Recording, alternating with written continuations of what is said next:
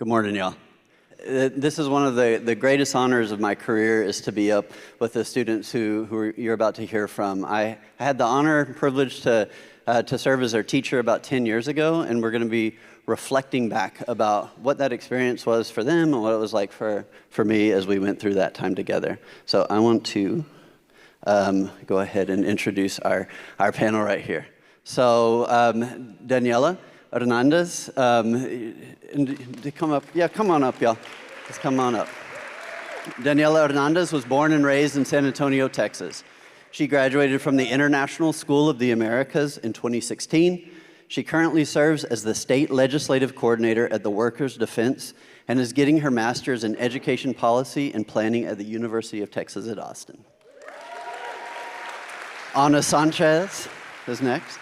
Is a third-year undergraduate in the Honors College at the University of Texas at San Antonio. She is studying anthropology and art history. She graduated summa cum laude from the International School of the Americas in 2017, and she is currently a UTSA Mexico Center Mellon Humanities Pathway Fellow conducting research on textiles of Mexico and Ireland, and she flew in from Oaxaca recently, so here she is. Bianca Garza graduated high school from ISA, the International School of the Americas, in 2016. She then attended the University of Texas San Antonio, where she earned her bachelor's degree in civil engineering in 2022. She is a project engineer with 4 years of master planning experiences, specializing in hydraulic modeling and sewer system planning. Welcome our guest. And we can have a seat. And I'm going to invite Daniela to help us frame our conversation by talking about a specific project that we all engaged in, and Daniela co-led with me as a senior, as part of her senior year internship. I attended a Texas public high school in San Antonio called International School of the Americas. In some ways, it was like most schools. We had grades, 50-minute classes, and each year, my classmates and I took our state standardized tests. However, in other ways, it was radically different. We focused on building our global competence through recognizing perspectives and taking action. In many classes, many of my teachers infused real-world learning into their work.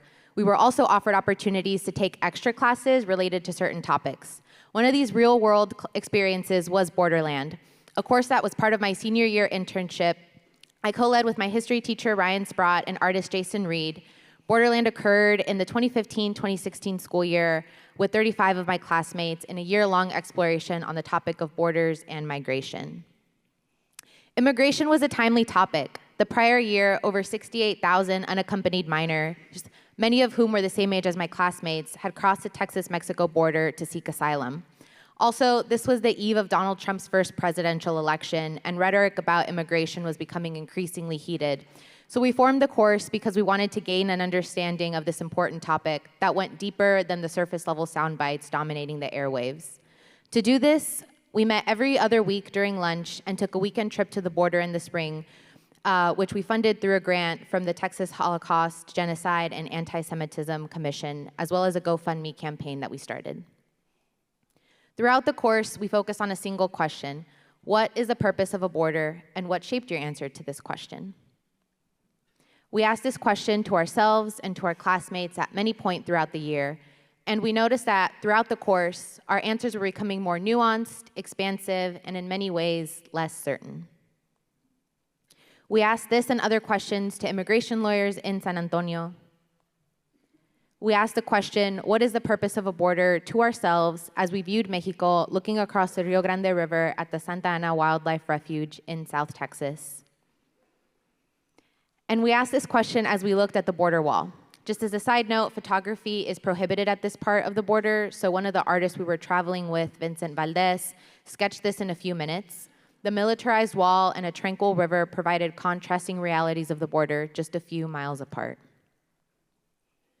We asked, what is the purpose of a border, as we stood near a blue water barrel placed by the late Eddie Canales, who ran the South Texas Human Rights Center in his efforts to prevent migrant deaths due to dehydration as people ventured into the vast South Texas brushland in attempts to avoid a Border Patrol checkpoint.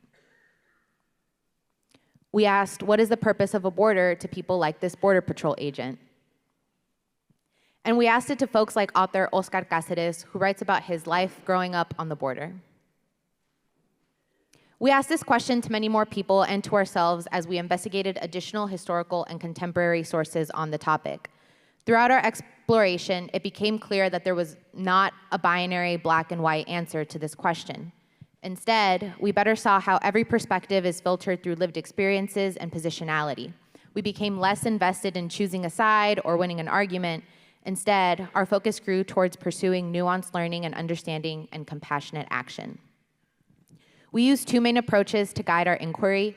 The first was dialogue. Our learning was grounded in dialogue protocols like this collective timeline.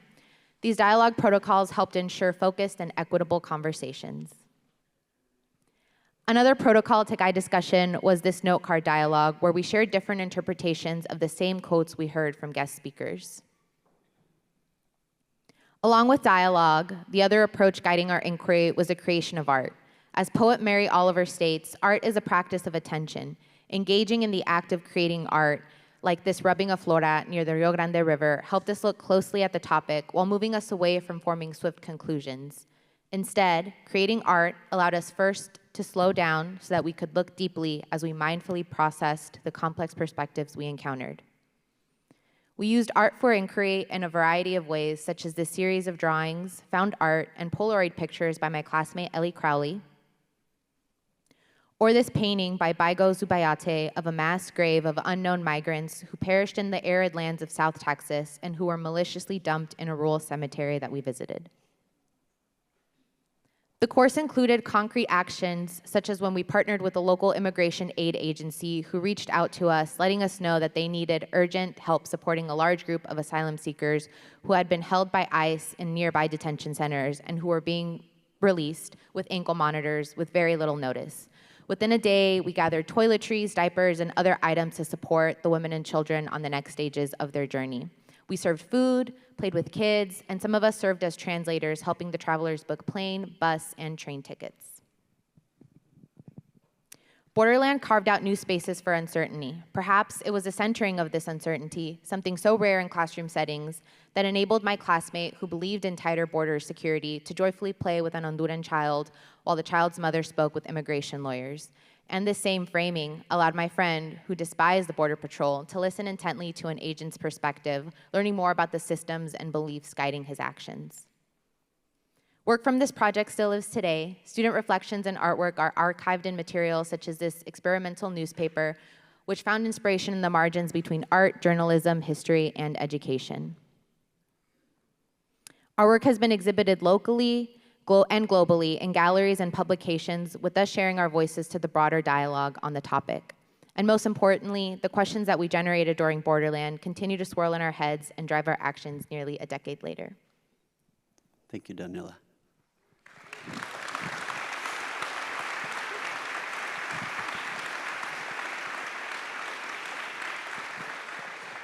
So to help us ground our conversation, let's just talk a little bit about from this one particular project, like what are some of the impacts that it had on you as a learner and maybe still today? Anna, do you mind? Yeah, okay, so I think ultimately Borderland allowed me to fully internalize like the radical power of education. And I think that's really important because I'm turning 27 in September and I still haven't gotten my undergrad degree. And I think the way that we push kids through undergrad in their early 20s is crazy. But also to like have that commitment to like still keep trying and not giving up has been, and like that, I only think I was able to do that through the convictions I got from Borderland. And also I just came back from a class in Oaxaca about migration and global citizenship. So like this is something that I'm still thinking about all the time and see constant impacts like as the topic. Yeah.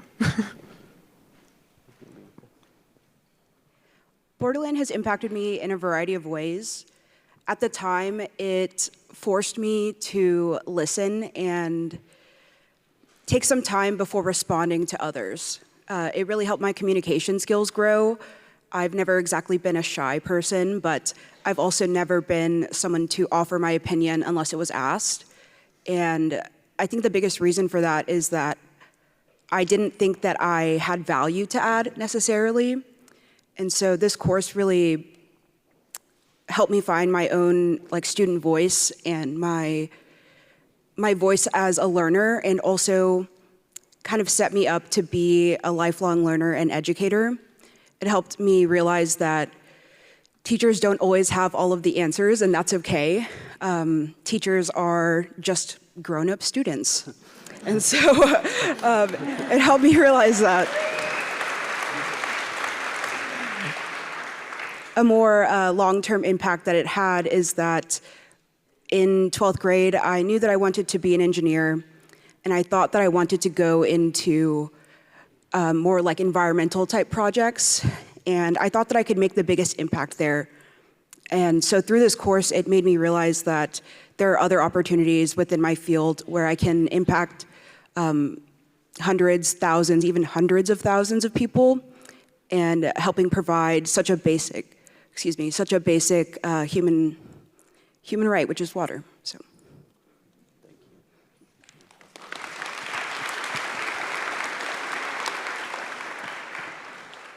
Well, I was really fortunate to co-lead the class with you and Jason. And I think just being an 18-year-old student and being able to co-lead a class with teachers that I really respected and really enjoyed taking, but also getting to guide my peers and my classmates as we go through that experience together was really special. I was a really shy and quiet student. And so I think Borderland I was placed in a position where a leadership position, and that was something that was really special. But it also made me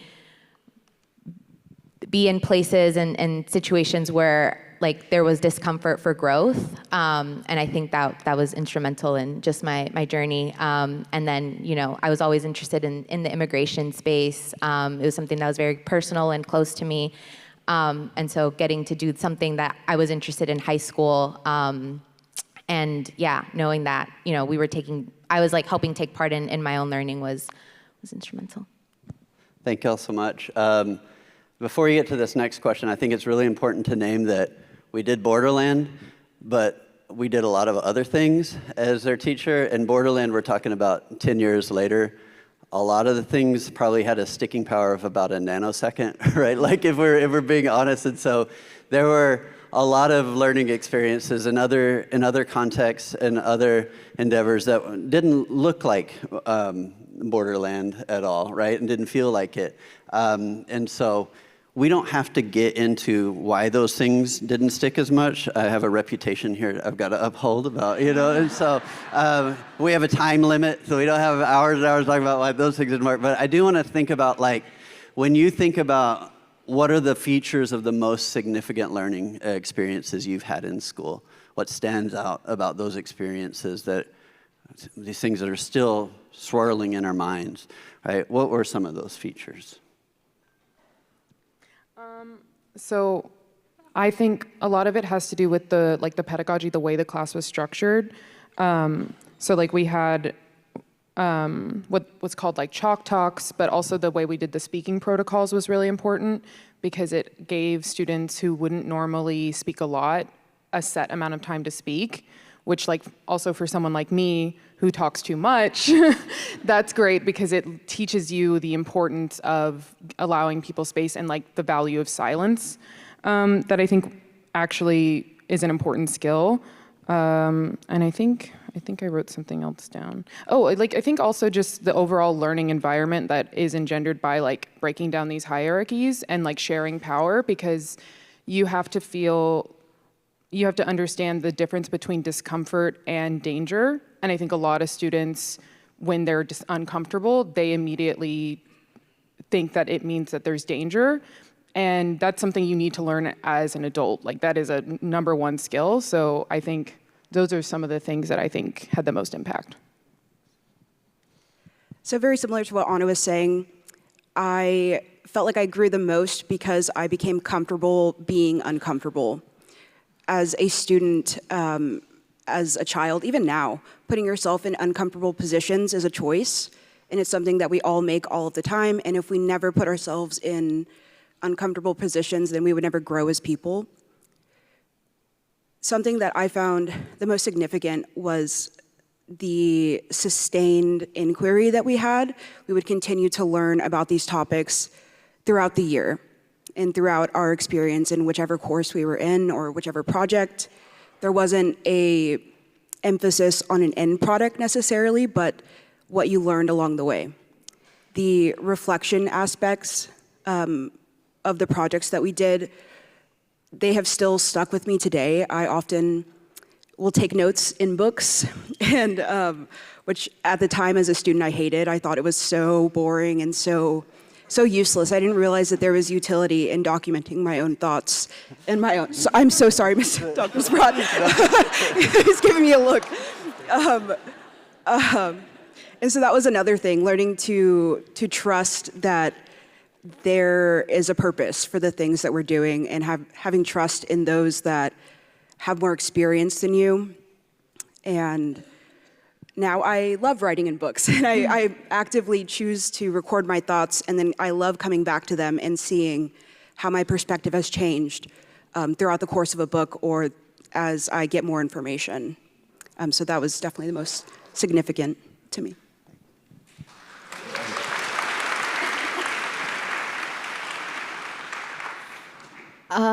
There were so many, but I think, yeah, I agree with everything that Anna and Bianca have stated. But I think the structure of and I think specifically like Borderland, it was like, we had teachers and we had students, but it never felt like the hierarchy was there. It really did feel like we were all like learning together. There were times where we would do like group share outs of discussions, or I would see like Ryan like reading our like note cards where we had like scribbled our notes on, and like him and Jason would be like, oh yeah, and it'd be like, oh, they didn't think about like it like how we did. So it really did feel like we were also like educators in those spaces, and that was really nice. And being able to like either pull like lived experiences from whatever we were talking about. And then I think the other part was the different types of learning that I was exposed to. I was like a very grades-oriented student, and if it didn't have a grade, I really like struggled to like, well, how are my teachers gonna know that I like, am doing this right? There were no grades in Borderland, and some of our other courses also like changed the way we did assignments. And I think that was really powerful and helpful for me as a student, because in real life, they don't give you grades on things, or they're not reading your essays. And so yeah, it was like those when we had like art components to it, that just taught me like these are different ways that I can show my learning, and yeah.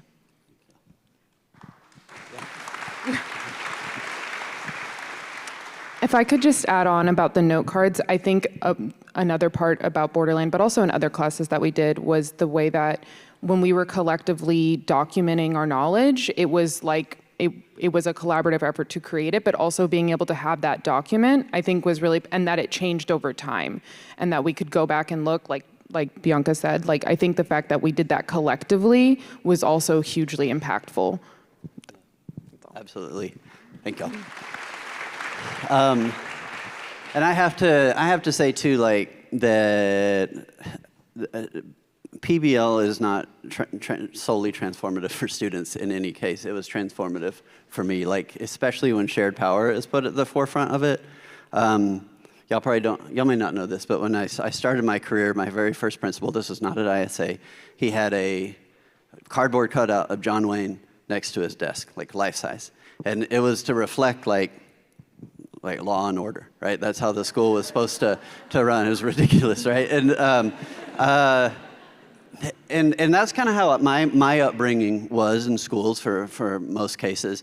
And I moved to ISA, and my very first professional learning experience happened about 2 weeks before school started. And this young woman walked into my room, and she looked me in the eye, shook my hand, said, good morning, Mr. Sprott. My name is Charlotte Carpenter. You may not know this yet, but I'm going to be taking over your class for 2 weeks in November. And my position is the Secretary of Delegate Development for the Model United Nations. And I was like, okay, that's great, that's fine. I don't know what I'm doing in 2 weeks, so that's great that you know what you're doing in November. And I didn't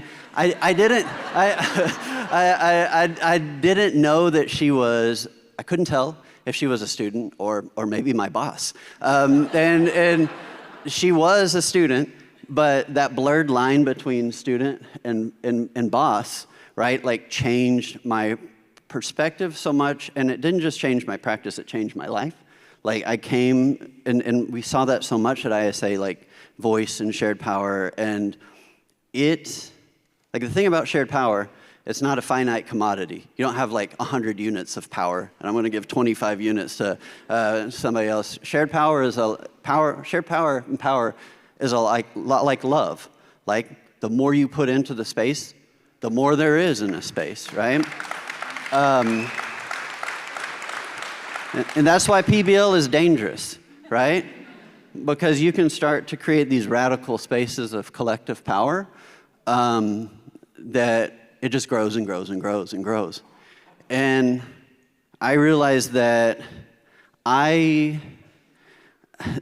although I had power, I hadn't experienced liberation, right? And power and liberation is not the same thing, and you cannot experience liberation in isolation, right? And so it was the connectivity that I had in Borderland. I felt more connected, and y'all gifted me this, you know? Y'all gifted me this connection to the world, to my community, liberating myself from my own narrow perspective. And I just have to say this before, because as teachers, we have to know that it changes us, it changes our heart, and it changes. The more we put shared power at the forefront, the better things are going to be for us too, right? And that's really important. So, moving on to our next question. All right, so that's what I wanted to share.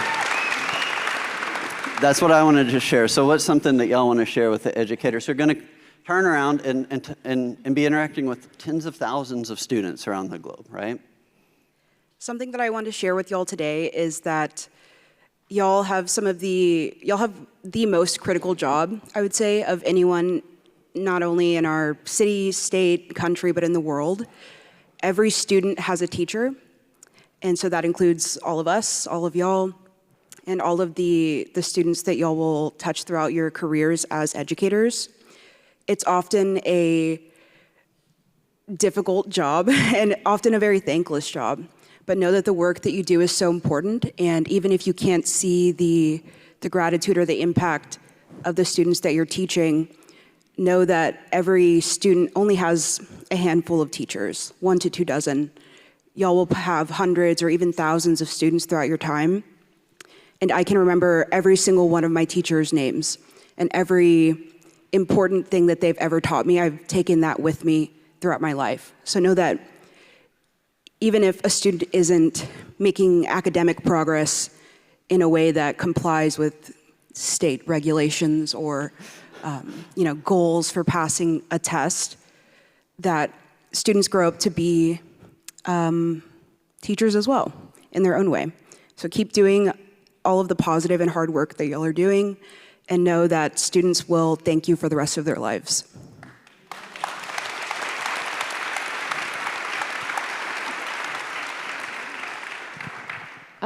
Yeah, I think, I've been thinking a lot about, because I was in study abroad, and now I'm back here, and being back in the US is so weird.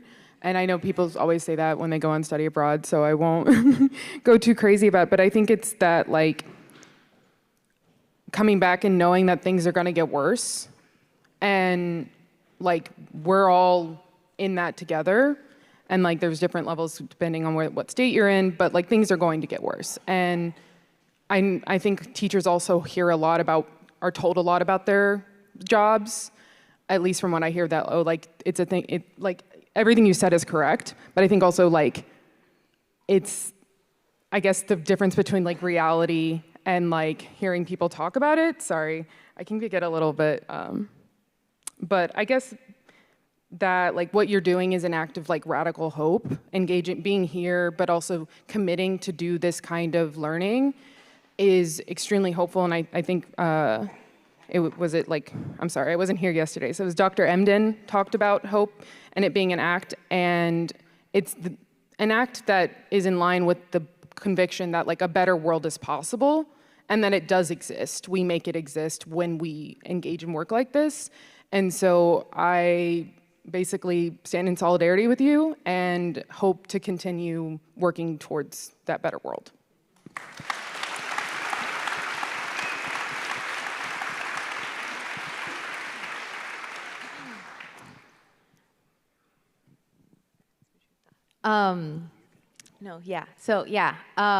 I think just what I want to share. I think we touched on it throughout the questions and the answers we gave. But being okay with like the discomfort or being uncomfortable, both like as teachers, but also like letting your just students be uncomfortable. They will grow into better students and into better people for that. And so allowing them to just like sit in that discomfort and like work through that, especially like in a school setting where it is like a more like safer place where they can grow and like learn to navigate all of that. Yeah, just allowing for the discomfort. Thank you all so much. Well, I just have to say one more just note of gratitude for y'all, for being here, for continuing to think about it and the work that y'all are doing. And again, I'll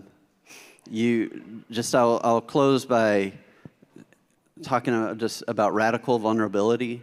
And again, as a teacher, moving into spaces where I didn't know the answer is opened up avenues for new possibilities. So I encourage you, as you go through your work and you're thinking about your DQ, your driving question, say DQ to folks not in this conference, is like Dairy Queen, we're talking about the driving question.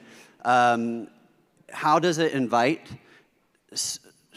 the wisdom of students into it, the wealth of your community, and how can you liberate yourself from being the person who believes that you're the sole holder of knowledge and your job is to walk those people to that knowledge, right? When we create knowledge together, like it transforms ourselves, it transforms our community, and it is a beautiful thing. And I just thank y'all again so much, and let's give them one more round of applause. Thank y'all.